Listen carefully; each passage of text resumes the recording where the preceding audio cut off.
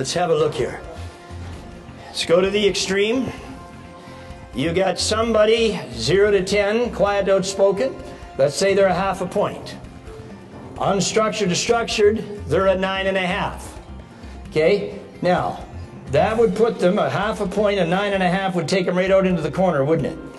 That would be an analytical. That's the double analytical, but if they ended up in here, it'd be the analytical backed up by the supporter, analytical backed up by the controller, the analytical backed up by the promoter. So let's look at the analytical. Now, what are they like? The analyticals are controlling people. They like to control situations and others. But they do it indirectly, not directly. So what do? They set the rules. They set the policies. They put in the systems. They put in the processes. Then they tell somebody else to tell you to follow it. Okay? They don't like colliding head on. So they are controlling, but they're indirect about it. Can you relate to what I'm saying? Okay? Feel sorry for the bankers you see here, because they're not the analyticals in the bank. You know, these are the people, these are the relationship managers, these are the small business bankers, okay?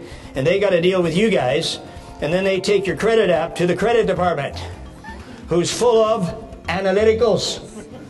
The credit department will they'll add up all kinds of little numbers and do some tick boxes. And then they'll tell the other people to tell you, you can't have the money. You'll never see a credit guy talking to you directly. Okay? They are left brain linear, they're logical. Okay? And they decide slowly, just like the supporter, but with research. They are task-oriented, not necessarily people. Doesn't mean they don't love people and don't care about people, but their favorite game is not being a people person. Yeah, you wouldn't hire them to be your public relations agent. Not that they can't be nice to people, but they can. If they were going to a function, you'd say, be really nice to people for an hour, okay? But they'd rather deal with facts and figures in most cases, okay? So they are task-oriented, get the job done, but they're also method-oriented. What does that mean? I want you to do this, but I want you to do it this way. Okay? This way. So they are process-oriented, see? And they want facts. They want information. They want the details. Give me the detail. Okay? What's the detail on this? And they want accuracy. They act slowly, but systematically. Okay? Slowly, but systematically. At work, they're structured, they're practical, and they're the more formal ones. Okay?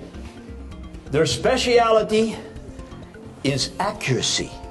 And see, we talk strengths and weaknesses. Nobody's right and nobody's wrong. It's just who we are. See, that's the key. Okay? And so their speciality is accuracy. And what kind of business would you find them in? Or what jobs? Accounting, software, definitely. IT, yeah, technicians, technical, engineers, doctors, especially specialists. So their assets, numbers. They love numbers. So their strengths is numbers and plans and systems and organizing stuff. Okay, and organizing stuff. Their liabilities, analyticals, especially if you're an analytical, you will procrastinate. People will try to get a decision out of you and you'll say, no, I need a little more time. I just need a little more time to research it. I need some more information. Okay, I got to recalculate it. Okay, and so it's a strength to be exact at what you're doing, but you can procrastinate. You could have a really good deal in front of you and procrastinate and move into perfecting it before you move, and somebody else will go and take it. Make it happen because you didn't move quick enough. Okay, so procrastination, perfectionism, and they can be critical. Okay, they're not as vocal because they're indirect. They'll criticize you indirectly often, but not directly on. Okay, and it makes sense that they're critical because they're detail-oriented. So they will notice the little things that you don't do right. Okay, so they'll pick up on that stuff. And they fear losing face. They do not like to be put in a position. If you're going to confront them, don't do it in front of other people, because they don't like to be put on the spot. Okay, they don't like to be embarrassed. And part of the reason why they perfect things is because they don't want to look stupid. Okay, they want to make sure that they don't get caught out. They're secure with preparation and thoroughness. So give them time to prepare. They're secure with thoroughness. Even if I'm in a session, and especially when I do a 2 or 3 day sessions, I can pick up on the analyticals. And I might come over and say, look, I'd like your opinion on this and give me your analysis.